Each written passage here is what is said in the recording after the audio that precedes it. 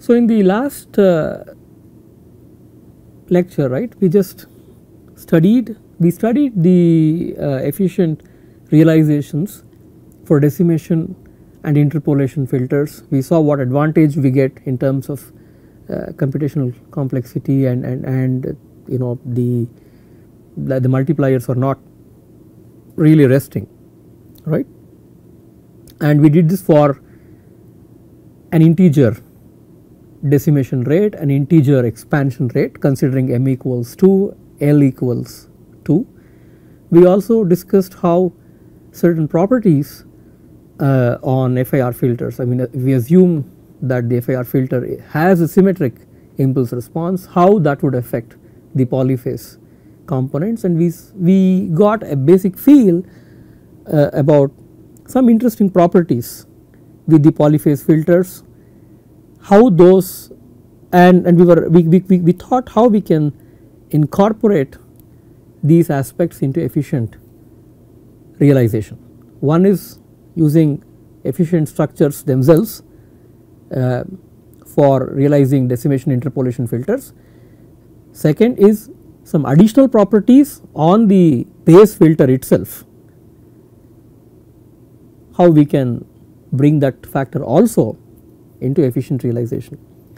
So, suppose we want fractional sampling rates,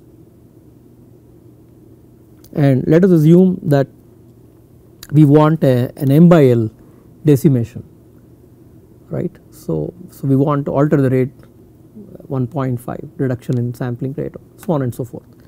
How can we realize efficient structures, right? This is a question for a rational sampling rate conversion. And if you recall, at the very beginning of the multi-rate module, we discussed that some of the basic problems would be sampling rate conversion, right. I mean we would want to go from 32 kilohertz to 48 kilohertz, or 44 kilohertz to 48 kilohertz to 44.1 kilohertz, and so on and so forth, right. So, if we need these conversion rates that are possibly rational rate conversions, how can we go about doing this? So, now we are now at a stage where we want an efficient structure for realizing these sampling rate conversions. So, let us get started. For doing an m by L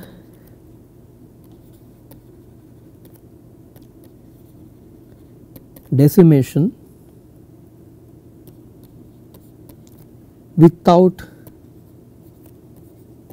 polyphase,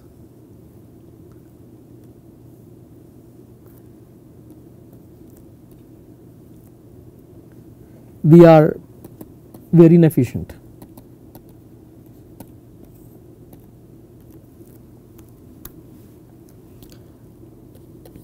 Why? At any point in time, L minus 1 out of L multipliers have 0 inputs. That means we are just filtering these zeros. Second, only 1 out of m output samples is being retained. I think this is very important. These 2 points are really very important for us. What happens in upsampling, what happens in downsampling. Now let us consider an example here. Suppose m equals 3 and L equals 2, right. So, we have studied polyphase decomposition, we have studied Nobel identities. Let us see what we can do, right. One may think of adopting the following architecture using type 1 polyphase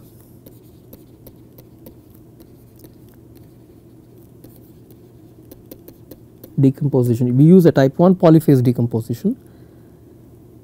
We can think of the following structure, right. We have x of n, discrete time signal, we upsample this by 2. Now we have 3 branches. Because it is type 1 polyphase decomposition, we look at it from the decimation filter perspective. So we downsample by 3, feed this to a filter which is E naught of z. There is a delay here.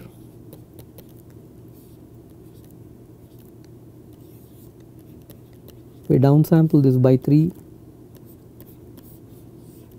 feed this to a filter which is E1 of z, and one more delay path for the last polyphase component.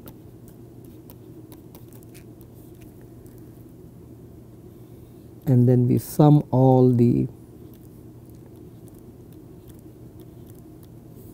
outputs and we get what we want, and we have accomplished an M by L conversion. This is one structure, call the structure A, and this is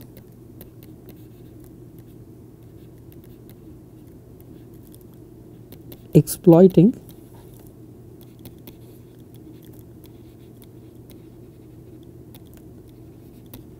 the decimator.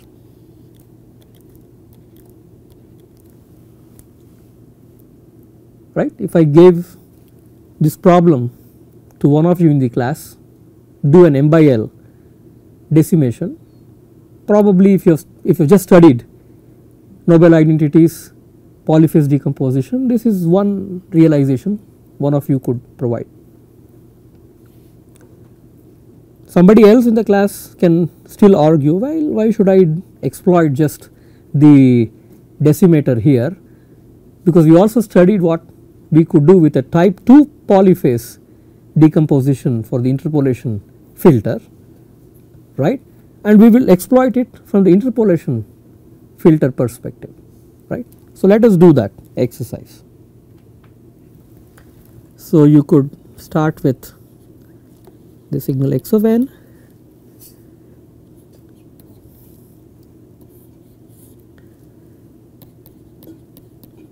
you filter this through R naught of z, this is followed by upsampling by 2, there is a delay,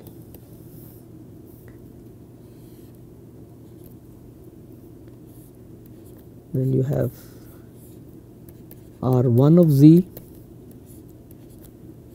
another upsampler here, followed by downsampling by 3 and then y of n. I call this structure B.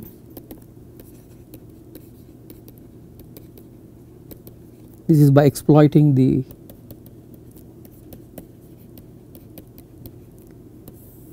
interpolator.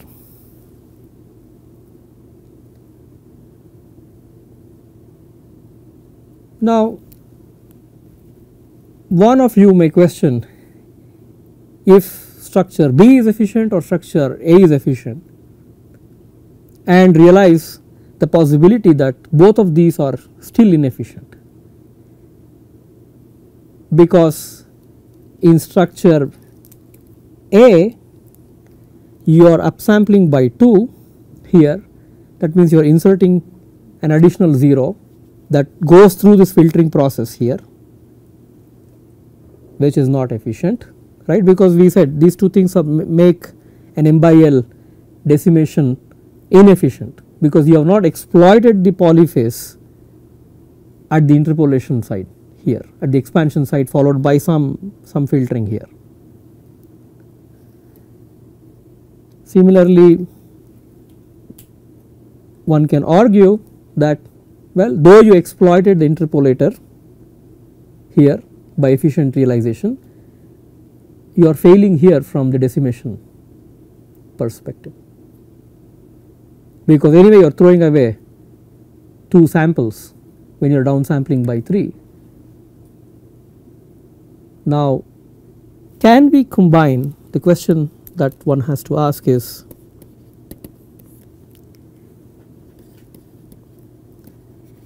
can we exploit both A and B to take full advantage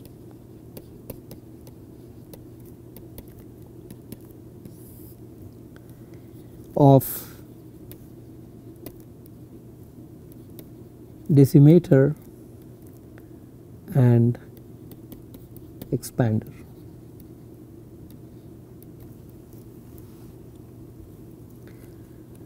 Right, this is something interesting at this point to ponder about. Are we at the dead end, right? I mean, I did expansion, decimator, I mean polyphase realization for expansion with filtering, then decimation, and the other way around. Are we at a dead end here? So this is an important question, right? When we discussed in the very beginning of the multi-rate signal processing module, looking at a conversion rate from 32 kilohertz to 48 or 48 to 32, 3/2 decimation is happening, right? From 48, if I want to reduce it to 32, it is 1.5 times reduction. That is exactly the same problem here, a practical problem. So this question was addressed by a gentleman by name Shaw way back in 1990, and that led into a really truly efficient architecture for an M/L decimator, okay. And this is very simple, as you can see, with a few elementary tricks we can just get to the answer. So we adopt a technique by Shaw way back in 1990. It is published in the Transactions, IEEE Transactions, and this gives us an efficient architecture for an M/L conversion.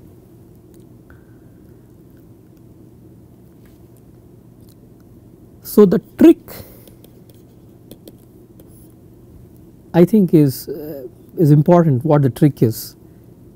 So if you think about a delay, right, this delay z power minus 1 can be written as z power minus 3 times z square.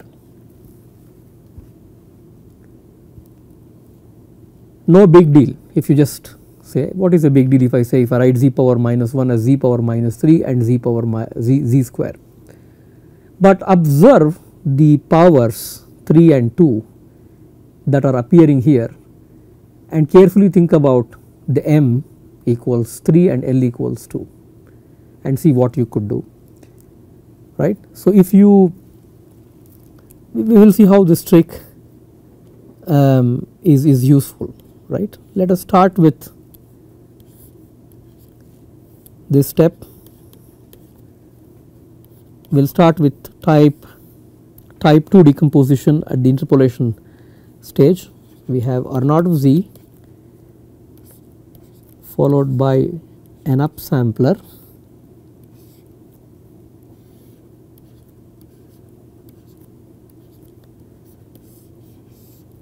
then we have R1 of z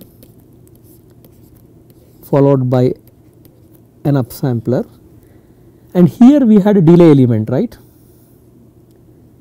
we had a delay element, and this delay element we will write it as z power minus 3. Here at this branch we will say z square, and this is this unit delay z power minus 1, followed by downsampling by 3. Okay. So this is the first step.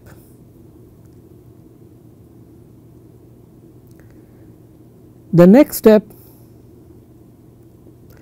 is by pushing this downsampler into each of the branches as what we have usually done, and then now think about applying Nobel identities to this path. So let us now, this is the first step, right? Next what we do is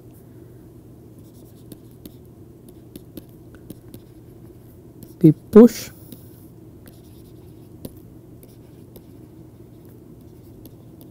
the downsampler into the branches before. So therefore, this would go in here as well as here. Okay. And what we would do is we will use the following identities.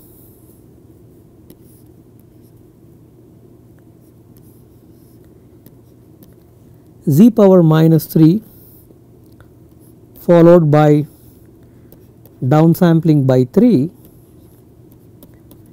This is just like Nobel identities, right? We can write this as downsampling by 3 followed by a delay,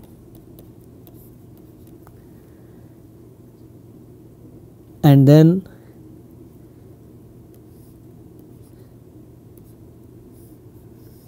we have an upsampler by 2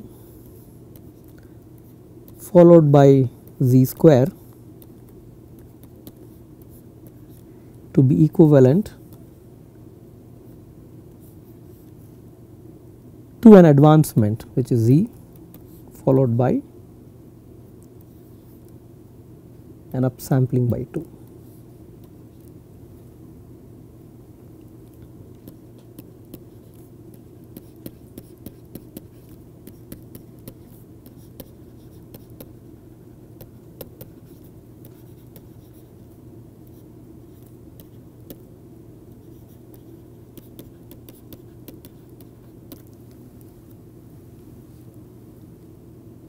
So this will simplify things a little bit.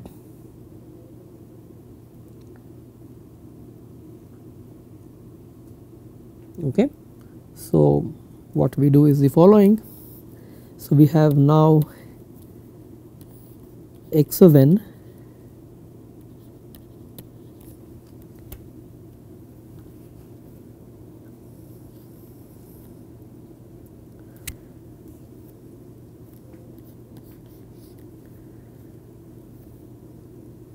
so I just write this z here,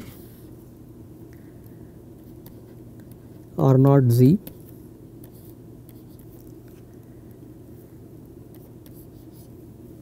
upsample by 2,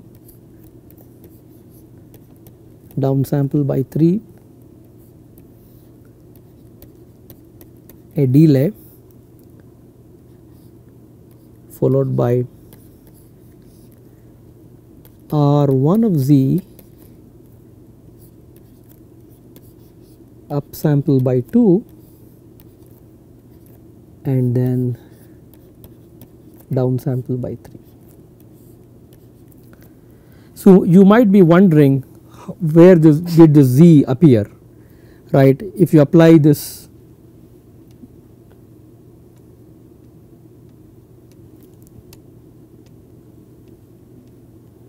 Nobel identity, right?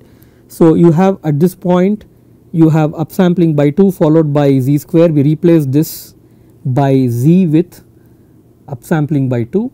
Now this is like a cascade of R naught of z and z. You can just exchange the cascade, right. You can say R naught of z times z is basically z times R naught of z, and that is what is happening here.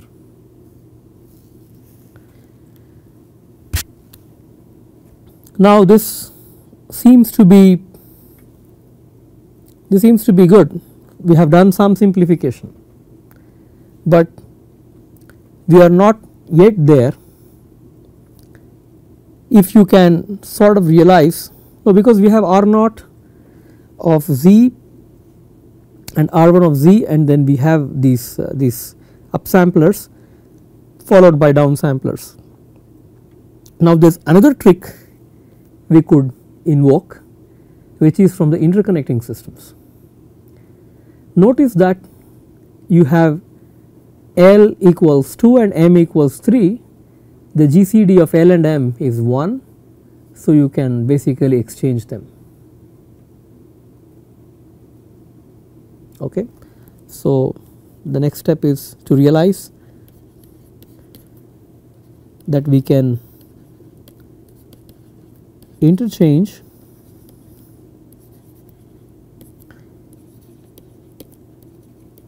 the decimator and the expander, since GCD of 3 and 2 is 1.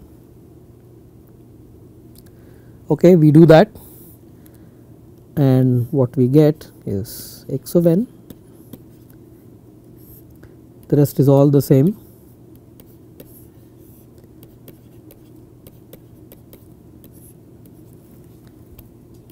We are downsampling by 3, upsampling by 2. We have a delay element,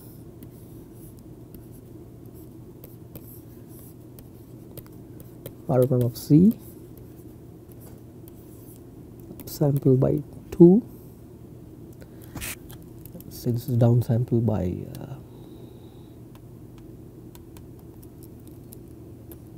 this is down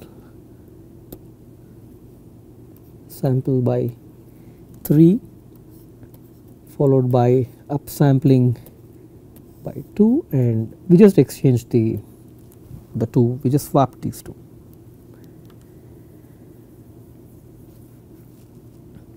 Now what we have to do is, now these filters R0 and R1, though they are polyphase filters obtained from interpolation, we can do a type 1 polyphase decomposition on these filters further,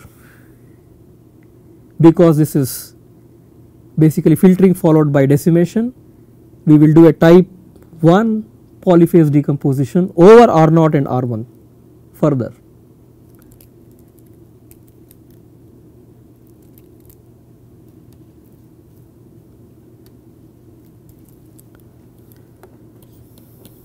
So let us do a type 1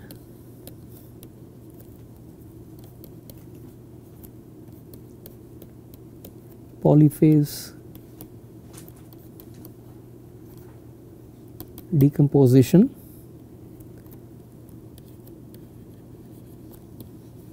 on components R0 of z and R1 of z.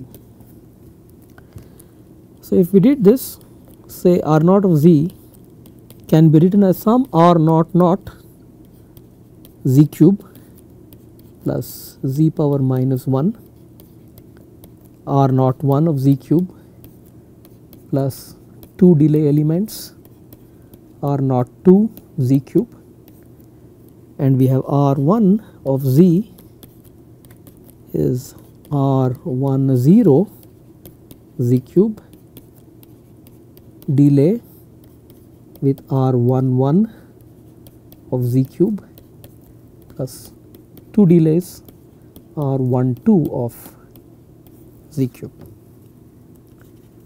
Okay, and then we will sketch this. So basically we have x of n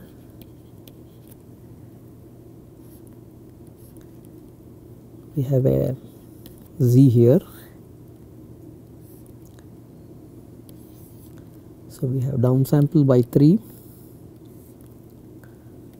So basically then you apply Nobel identities, right? You plug the polyphase representation, then apply Nobel identities. I get R naught of z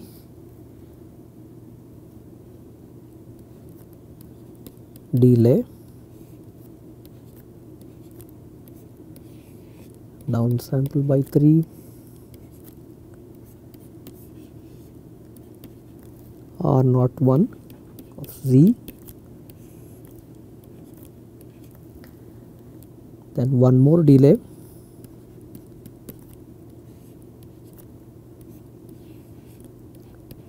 downsample by 3 followed by filtering with this filter R naught 2 of z, and then I combine all of these components together, and then I upsample by 2 followed by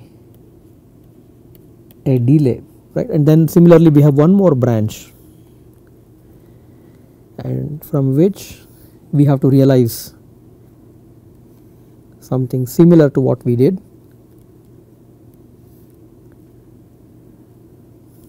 So we have downsample by 3 followed by this filter R10 of z, first branch, then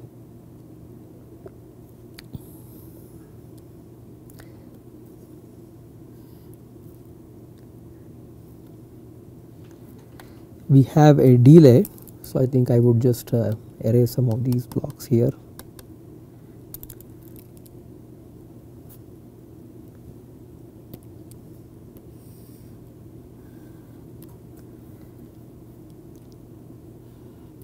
Just to get this diagram a little symmetric.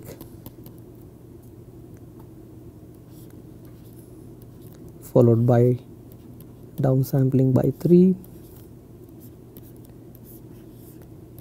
with R11 of z,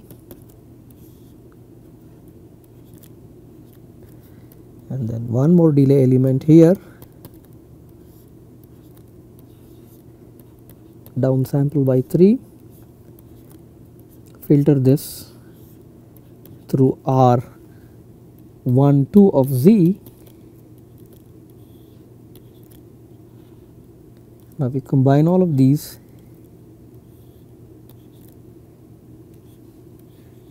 upsample this by 2, and then sum this up at this point, right? And this is an efficient realization because we started off with a type 2 decomposition from the interpolation side, and then we did a type 1 decomposition exploiting the decimation side, and then we have really basically we are very efficient. We are not throwing away samples as a part of the decimation process, right? We are not wasting our efficiency on that, and then similarly we are not just filtering these zeros because we started off with an efficient realization for interpolation in the very first step, right? And this is an efficient architecture for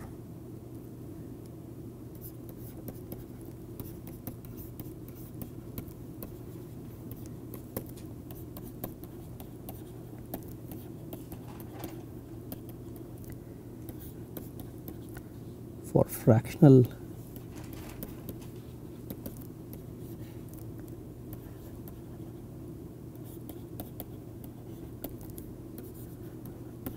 sampling rate. conversion.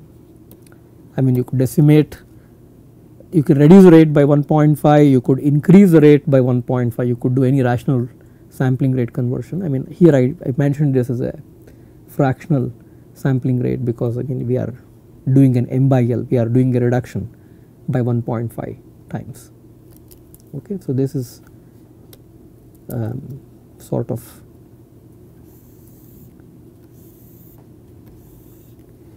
the goal, and we have applied all the tricks that we could think of. We did polyphase decomposition, we then applied Nobel identities, we looked at interconnecting systems, we did both type 1 and type 2. So, all the tricks that we learned as identities we have basically taken care of in this architecture. Now, we can imagine why this GCD has to be, why this GCD is important, right, and if we want a nearest M and L parameters such that the GCD of M comma L equals 1. So, if you think about 48 kilohertz and 44.1 kilohertz, look at the ratio 480 by 441 and reduce this to the nearest rate that you, nearest M by L rates that you want. Okay, and then you can go about realization of efficient architectures for this. So, I think this is a very important first step, and then if you now we did not think about how we could exploit the base filter itself. I mean, I leave this as a homework exercise. Suppose I give you a base filter which is an FIR filter and that has a symmetric impulse response. Now, take that property into account and then see how these polyphase filters could be more efficiently constructed, right. I mean, how you could do better filtering operations with these filters. Yeah, at this point you might just wonder about one little detail, which is you have this element which is basically Z, which is an anticipation element. It is not a delay, right, it is an anticipation element, and one may wonder how can you realize this in practice, and it is not too difficult to think about it. I mean, what is this delay, this anticipation element telling us? That means we need to look at one sample in the future, right. I mean, this architecture would seem futile if you were thinking about serial communication where you are sending one sample at a time for processing, and there you really cannot anticipate anything, right, because everything is the present or whatever you have in the past. But if you buffer the samples by some number of samples initially, then you can point to a particular location in your buffer. I mean, you can always basically get over this anticipation because since you have buffered, you already have some samples at one shot. So, therefore, you can really realize this advancement by figuring out what that sample has to be, and I think post that everything would be basically pipelined and the whole architecture can be very efficiently realized in hardware. So, this is a little bit of detail. I think a little bit of thought from your side can make you realize and understand that this is indeed a very practical architecture. By just buffering you can realize everything to work as is. Okay. Okay, I think with this we are done with this lecture.